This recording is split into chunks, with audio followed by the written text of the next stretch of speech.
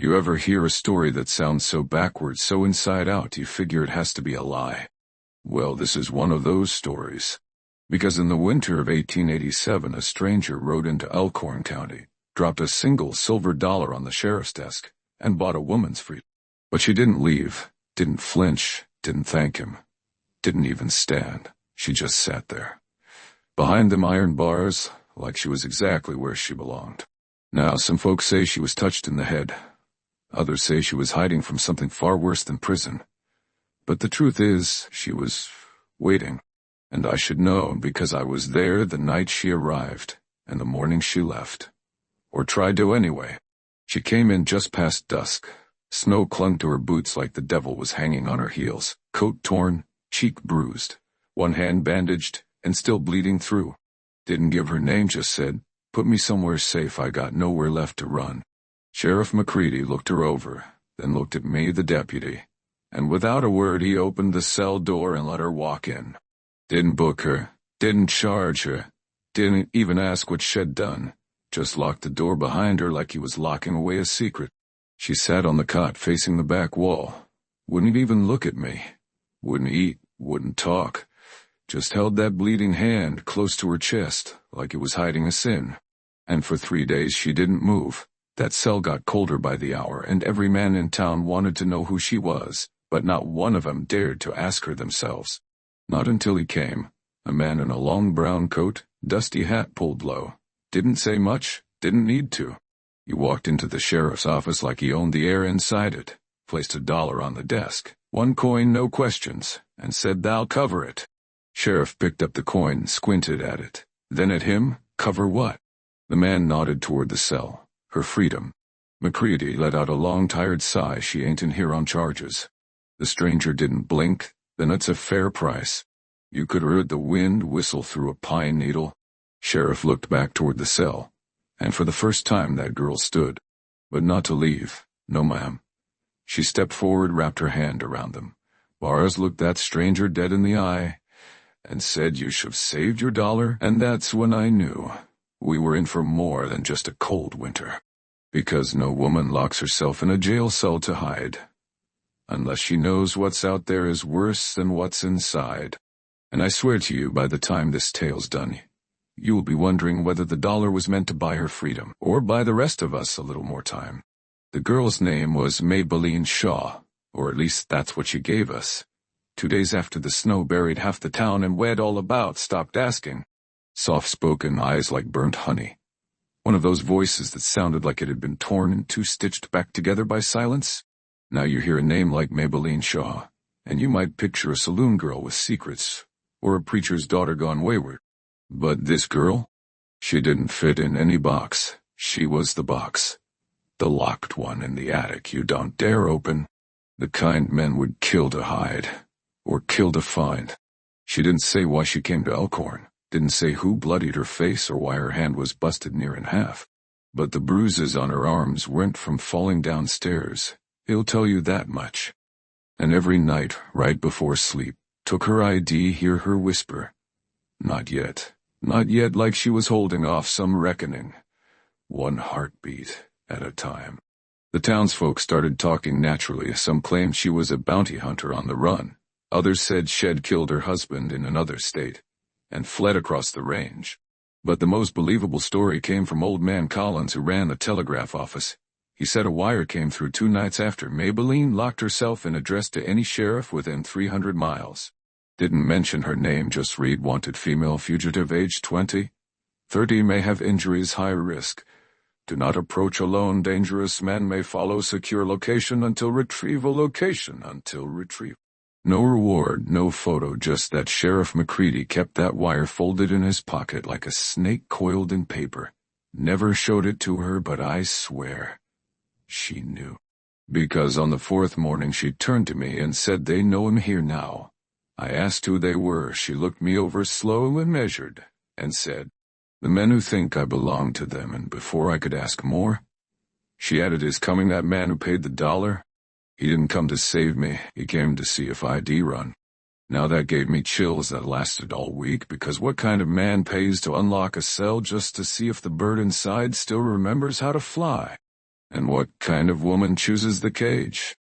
That night, while the wind howled like the past itself was knocking, I stayed at the jail. I didn't trust that she'd be alive come morning.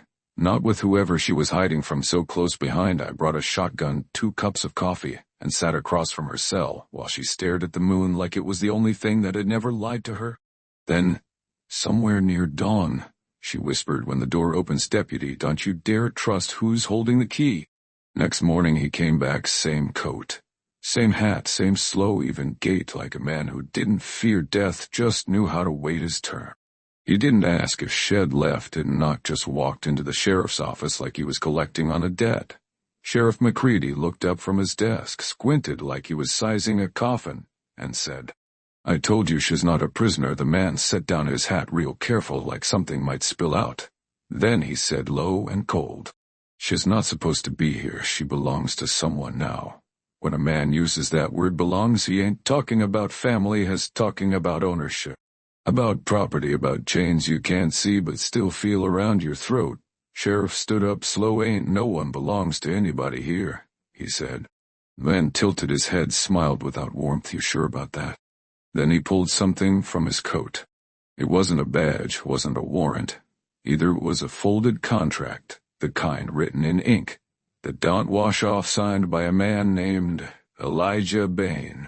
That name hit Sheriff McCready like a bullet to the lungs. See, Elijah Bain ran one of the darkest operations this side of the divide, trafficked in flesh, fear, and things the law never caught hold of. He didn't send lawyers, he didn't send marshals, he sent men like this, quiet ghosts with polished boots and pockets full of threats. "You come to claim her?" McCready asked, though he already knew. The man nodded. "She ran out on a contract. Bain paid good money for her." I stood up, hand on my shotgun. "She's a person, not a damn mule." The man looked at me like he was already measuring my grave. "You think cages are only made of iron, deputy? Some are written on paper, signed in blood, backed by men who don't forget it." Then from inside the cell we heard her voice, quiet, flat. "No fear left in it, tell him, deputy." I turned, "Tell him what's waiting if he unlocks this door." I could feel her eyes on me even through the bars, and that's when I knew. This wasn't just about escape, this was a war she'd been fighting long before she ever set foot in Elkhorn. And we were now part of it, whether we wanted to be or not. McCready crossed his arms. "That contract ain't law in this county. You can tell Mr. Bain he'll have to come himself." The man didn't move, just smiled again, like we'd passed some invisible test. Then he said, "You think the dollar was payment?" He leaned closer. It was the fuse. And with that he picked up his hat and walked out the door. That night 6 horses rode into Elkhorn, no lanterns, no names, just silence and rifles. Because you don't break a woman like Maybelline Shaw out of a jail cell, you burn the town around her until there's nowhere left to hide. The first shot didn't come until after midnight. But we knew it was coming long before. Maybelline never slept that night, just sat on the edge of the cot staring at the wall like it held all the names of the dead she hadn't buried yet. Sheriff McCready loaded every shotgun we had in the back. I barred the front windows with desk drawers and rifle crates, and still, it didn't feel like enough. The jailhouse was made of thick oak logs meant to hold in drunks and outlaws, not to hold off devils, and that's exactly what rode in that night. 6 men dressed in ash and dust and ash. Faces covered, rifles slung low. They didn't ask for surrender. They didn't ask for her by name. They just opened fire on the sheriff's office like they were clearing a field. The first bullet shattered the wanted posters behind McCready's head. The second took out the oil lamp over the desk, plunging the room into flickering darkness. And through it all, Maybelline sat in her cell, calm as Sunday morning. I remember yelling, trying to get her to move. "Get down!" I shouted, "They're gonna burn this place." But she just shook her head. "They don't want to burn it, deputy," she said. "They want to cleanse it." Sheriff McCready took a shot through the side window, dropped one of them in the street. The others kept coming. We were outgunned, outnumbered, and cornered, and still, she would not leave that cell. I ran to the keys. "Let me unlock it." I said, "Well, take you through the back, ride out under cover." She stood now, one hand still bandaged, the other on the bars. "If you open that door, we all die." That stopped me cold. "What are you talking about?" And then she whispered it. Oh, like it hurt to say it. I ain't hiding from them. I'm keeping them from what I know. See, I didn't know the whole truth then. didn't know she'd been part of something dark, a trade route for women and children hidden in plain sight, camouflaged in churches, rail stops, even orphan caravans. She'd escaped one of the last stops near Dead River Junction, but not before she saw something, took something, a ledger, a list of names, sheriffs, judges, preachers, even a federal marshal. She couldn't run forever, so she didn't. She buried the ledger, rode to Elkhorn, and locked herself up, because she knew it was the only place they wouldn't look. Not yet. The men outside didn't want her alive, and they didn't want her free. They wanted her gone. So they set fire to the building across the street. Then another smoke rolled in like night's second shadow, choking everything in gray. We were down to 3 shells, no backup and no time. And then a bell rang. The town's old watchtower hadn't worked in years. Someone was up there ringing it. Then came the whistles, dozens of them. Farm hands, miners, ranchers. Every soul in Elkhorn who'd ever seen injustice and chose silence. Now, armed and marching toward the fire. That siege? It broke before dawn, not because we outshot him, but because the town remembered what it meant to stand beside the innocent. And when the last of those riders galloped out of sight, we found something behind the sheriff's desk, a second dollar. No dust, no tarnish, just one word etched across the face next to it. The smoke hadn't even cleared when Maybelline stepped out of her cell. She didn't run, didn't cry, didn't ask if it was over. She just looked at us, at Sheriff McCready, at me, and said, "It begins now." See, when you hold a secret that powerful, a list of names that could burn the foundation of a dozen counties, you don't walk out of jail looking for peace. You walk out looking for justice or vengeance, or maybe both. She still had that bandaged hand, but that morning she peeled off the cloth, and beneath it, not just a wound, tattooed in rough ink, were 5 names, not just men who worked for Elijah Bain, but the men who built his empire, men who funded it, protected it, preached it from pulpits. The first was Judge Harlan Cobb, the second a railroad magnate named Silas Dent, the third, and this turned my gut, was a U.S. Marshal stationed out of St. Louis. The fourth, a pastor in Missouri Valley, and the fifth was someone she didn't speak aloud, not then. Sheriff McCready saw the look in her eyes, like she was building her own gallows in her mind, one nail at a time. He asked quiet, like, "What do you plan to do with those names?" She answered, "The law has rules, I don't." Now here is where it gets gray, real gray, because when a woman who's been hunted, beaten, branded, bought, says she's going after the men responsible, you don't reach for your badge, you reach for your horse, and that's what I did. She left Elkhorn at dawn, didn't say goodbye, but left something in her cell. A piece of wood carved and burnt around the edges, looked like the shape of a tree. But on closer look, it wasn't branches, it was names, dozens etched so fine you'd miss them if you blinked. Names of girls, women, maybe children, maybe graves. I sat there a long while, staring at it, wondering how a dollar coup started all this, but Maybelline, she wasn't finished. 6 months later, Judge Cobb was found dead in his summer home, poisoned. Silas Dent's rail contracts were burned and sent to Washington. The marshal vanished off the face of the earth. And the preacher hung himself before dawn, left a note. No one ever found him. Everywhere she went, someone powerful lost their mask, and in their place a single coin was found. Scratched across the surface. Just one word. Next. By the time we heard from her again, she was in Mexico, writing under a false name, sending letters to congressmen, exposing rings, shipments, pastors with golden tongues and blood-soaked altars. They tried to silence her, but Maybelline Shaw was no longer one woman, she was a movement. She never came back to Elkhorn, but sometimes, when the wind howls just right, and the lamplight catches the edge of the old cell wall, you'll see the outline of that tree she carved, still growing, still naming. And if you ever find a dollar on the ground with a single word carved into it, don't pocket it, don't ask questions, just look behind you, because Maybelline Shaw may be long gone. But the justice she carried, that still rides Elkhorn. Changed after she left wasn't immediate, not like thunder after lightning, but slowly, like the way a scar reshapes the skin long after the wound has healed. Men stopped leaving their doors unlocked. Women started carrying iron tucked beneath their skirts, and the church pews, half empty most Sundays, folks started asking harder questions of their preachers. wondering who was praying for their souls, and who was selling them Sheriff McCready. He never talked about her, not once. But I saw him some nights sitting outside that old cell with a glass in one hand, and the burned wood carving in the other. Like he was waiting for a ghost to finish her story. One day, a letter showed up, no return address, no stamp, just a wax seal of a tree. Carved into the envelope with a knife inside was a list, 5 new names, all local, all respectable. A banker, a doctor, a judge, a rail foreman, and a schoolmaster. I read them 3 times before it sank in. These weren't her enemies, these were ours. That's when I knew Maybelline wasn't just fighting her war. She was arming us for ours. I started digging. Turns out every name on that paper had a connection to something dark. Children gone missing, women who'd vanished en route to mining towns, widows who were never seen grieving. The schoolmaster had been quietly transferring orphans out west to work programs. The banker, he handled transactions for men using false names. The judge let certain men off with no trial, always the same ones. It was like termites in the foundation. Everything looked fine, until you knocked hard enough and then it crumbled.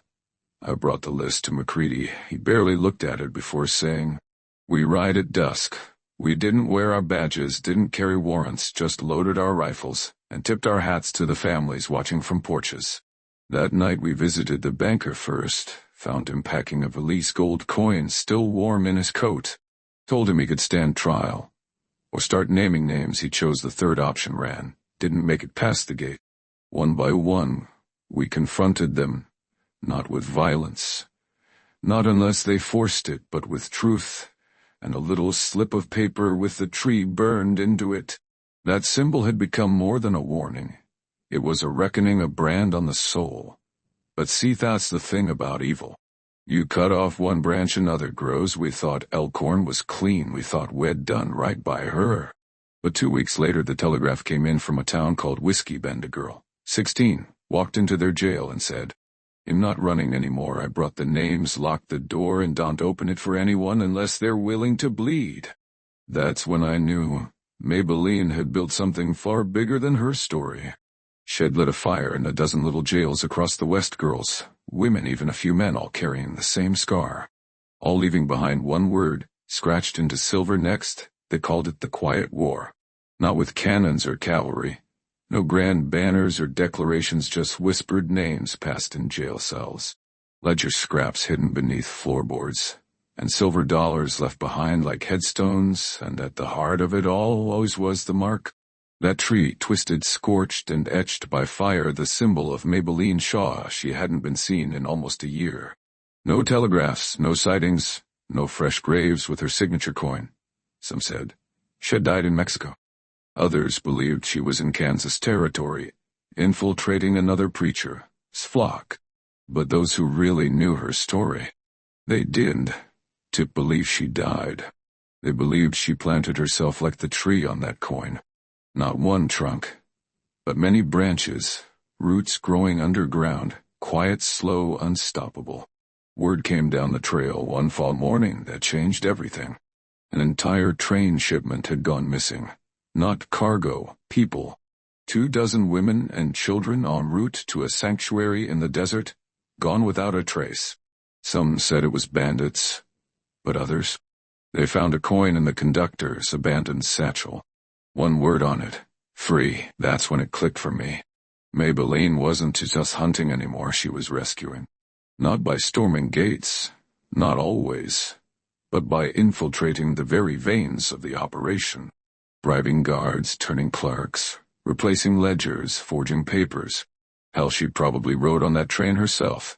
Maybe disguised, maybe not. But always one step ahead, and always watching. Elkhorn became something of a sanctuary, too. We boarded up the old jailhouse, turned it into a meeting hall. Not for town council, no, for the women who had escaped, survived, or fought back.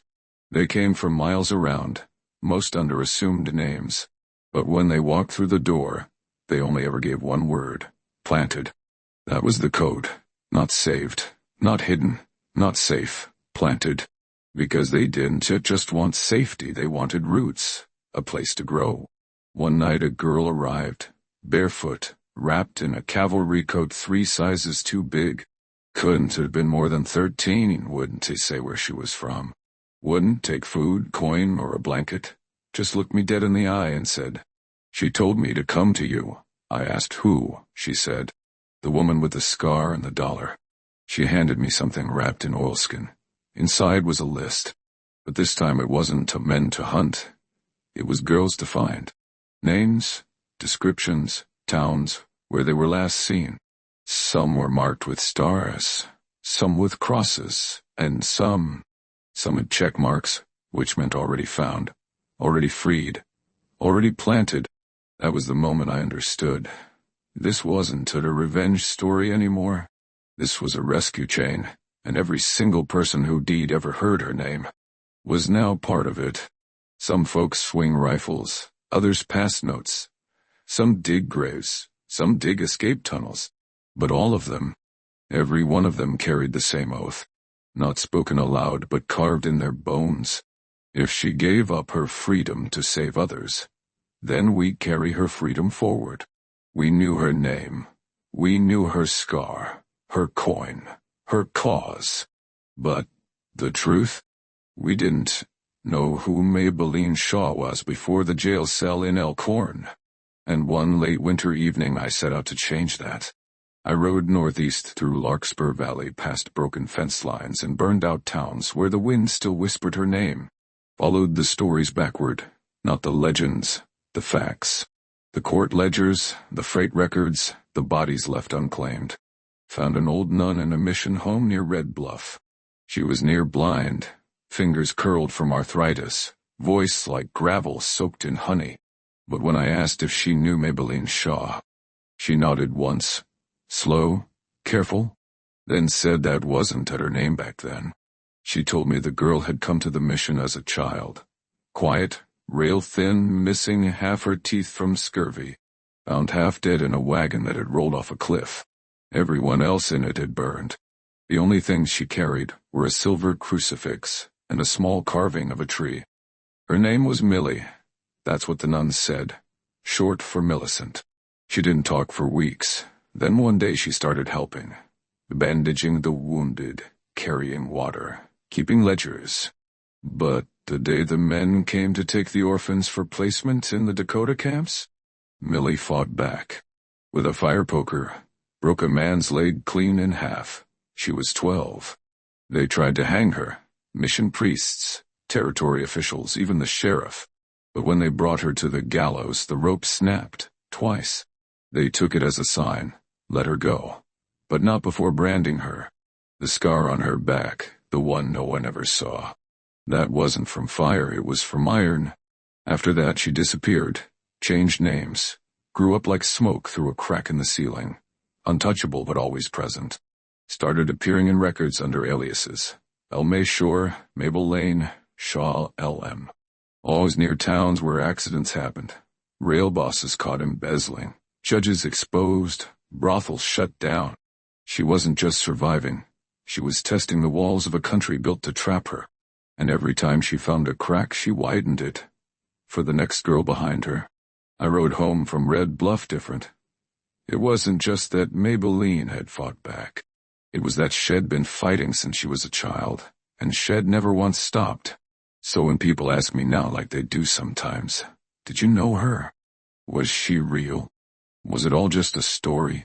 I look 'em in the eye and I say, you don't ask if the wind is real, you just listen to what it carries. And then I hand them $1, not to buy their silence, but to buy their attention.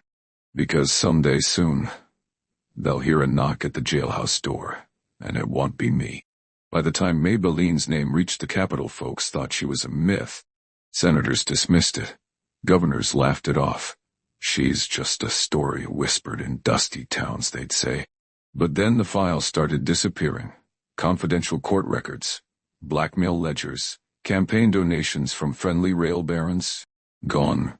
Replaced with blank sheets stamped with a single symbol, a tree burned into the page. That's when the laughter stopped. One cold spring morning a U.S. Marshal rode into Elkhorn, fancy coat, polished boots, badge like a mirror. He didn't come to arrest anyone. He came with a proposal. Said there was interest in Maybelline's network. said the government might be willing to look the other way if she turned her attention toward foreign threats. War was on the horizon. Always was. They thought they could buy her. But the marshal didn't know we hadn't seen her in months. Didn't know she operated on principle, not profit. Didn't know the quiet war didn't belong to her anymore. It belonged to us. So we gave him what he came for. A silver dollar, freshly pressed. No stamp, no ink. Just one word scratched with a nail. Planted. He asked what it meant. We told him. If you don't know already, you're not meant to. That night I sat in the old jailhouse again. Place was quiet except for the wind and the rustle of a paper someone left behind. It was a new list. 3 names. One of them was my own. You want to know the truth? That jail, Elkhorn's last honest place, it's not there anymore. Burned down 6 months after that marshal left. Some say it was an accident, but me, I know fire when it cleanses. And what rose in its place wasn't a building, it was an idea. There are jails like it all across the frontier now, but they don't hold prisoners. They hold truth, and each one has a woman behind its desk, a girl in the shadows, or a man with a rifle and a story has never told. Each one carved the same thing into their cornerstone, not words, not names, but a symbol, that twisted, stubborn tree. You can still find the coins if you look, buried in saddlebags sewn into hems tucked under floorboards. Some marked with names, others with dates, and always with a message. Sometimes it's next, sometimes free, sometimes planted. But one coin was found last month in the pocket of a man who'd helped traffic 3 generations of women. A silver dollar stained with blood, and on it just 2 words she knows. No one saw who left it, no one ever does. So if you ever ride into a town dusty and quiet with a church that hasn't rung in years, and a jail that looks cleaner than the rest of the street, pay attention. Look closer, see if there's a coin nailed to the post. And if a woman behind the bars looks at you like she's already counted your sins, don't bother lying. Because if she refuses to leave the jail, it's not because she's trapped, it's because you are. If this story shook something loose in you, if you felt Maybelline's fire flicker just behind your ribs, don't let it die. Hit that subscribe, leave a comment with 1 word planted, and share this with someone who needs to know. Some legends don't die, they grow.